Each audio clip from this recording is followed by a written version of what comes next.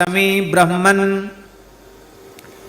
भक्त्या करोति यो नरः अन्ते विष्णुपुरम याति कुलकोटि युतो द्विज। पद्म पुराण के व्रतखंड के चतुर्थ अध्याय में अध्याय 13 में ये चतुर्थ व्रतखंड में तो चौथे खंड में 13वें अध्याय में ये श्लोक आया है। जो मनुष्य भक्ति पूर्वक कृष्ण जन्माष्टमी व्रत करता है वह अपने करोड़ों कुलों को पवित्र कर लेता है और अंत में भगवान विष्णु के धाम को जाता है। अष्टमी बुधवारे च सोमे चैव द्विजोत्तम रोहिणी ऋक्ष संयुक्ता कुलकोटि विमुक्तदा। अष्टमी भादों कृष्ण पक्ष की अष्टमी तिथि हो और सौभाग्य से बुधवार का दिन हो अथवा सोमवार हो, सोमवार की भी महिमा है, और रोहिणी नक्षत्र हो। सप्तमी विद्या जन्माष्टमी व्रत का बड़ा निषेध पद्म पुराण में किया गया, स्कंद पुराण में भी किया गया। सप्तमी विद्या व्रत नहीं करना चाहिए। अष्टमी बुधवारे च सोमे चैव द्विजोत्तम रोहिणी ऋक्ष संयुक्ता कुलकोटि विमुक्तदा। करोड़ों कुलों को संसार चक्र से छुड़ाने वाली है। महापातक संयुक्ता करोति व्रतमुत्तमम सर्व पाप विनिर्मुक्ता चान्ते याति हरेर गृहम्। महापाप से युक्त इस उत्तम व्रत को करते हैं वे संपूर्ण पापों से मुक्त होकर अंत में भगवान के धाम को जाते हैं। कृष्ण जन्माष्टमी ब्रह्मन् न करोति नराधमा इह दुःखमवाप्नोति सप्रेत्य नरकम व्रजेत। अब ये और सुन लो, जो कृष्ण जन्माष्टमी व्रत नहीं करते हैं नराधम अधम मनुष्य, उनको इस लोक में भयंकर दुख मिलता है और मरने के बाद वे नरकगामी होते हैं।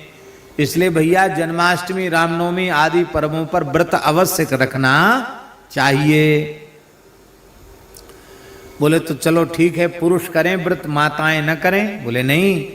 न करोति चया नारी कृष्ण जन्माष्टमी व्रतम वर्षे वर्षे छा मूढ़ा नरकम याति दारुणा। जो नारी कृष्ण जन्माष्टमी व्रत नहीं करती है उसे भी दारुण नरक भोगना पड़ता है।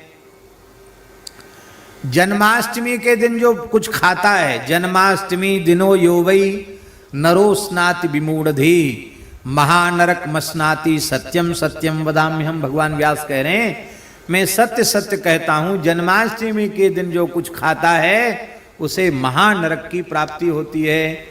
इसलिए जन्माष्टमी को कुछ भी ग्रहण नहीं करना चाहिए। जन्माष्टमी व्रत का विधान ही यही है, खाना पीना कुछ नहीं है। हाँ, जल पी सकते हो पर कुछ खाना नहीं है, तभी व्रत माना जाएगा, नहीं व्रत नहीं माना जाएगा। अस्नाति, इसमें यह नहीं लिखा है कि फलम अस्नाति या अन्नम अस्नाति, खाता है, कुछ भी खाता है, मुंह से कुछ भी ग्रहण करता है, वो महानरक मापनोति। हाँ, इसलिए महानरक मस्नाति सत्यम सत्यम वदाम्यहम। व्रत का पारण ही होता है पंचामृत से। भगवान का स्नान के बाद जो पंचामृत मिलेगा उससे पारण होगा। दूसरे दिन आहार प्रसाद ग्रहण किया जाएगा। लोग कहते भगवान का जन्म हुआ हम क्यों भूखे मरें? अरे राम राम, ये नहीं। इससे चित्त की शुद्धि होती है, व्रत से उपवास से चित्त की शुद्धि होती है। शुद्ध चित्त होगा तो भजन में मन लगेगा। आप ठीक से व्रत करो, 12 बजे तक बिल्कुल नींद नहीं आएगी आपको। रात्रि जागरण का विधान है और दूसरे दिन आपको नंदोत्सव मनाना है, खूब चकाचक भोग लगाओ, खूब खाओ।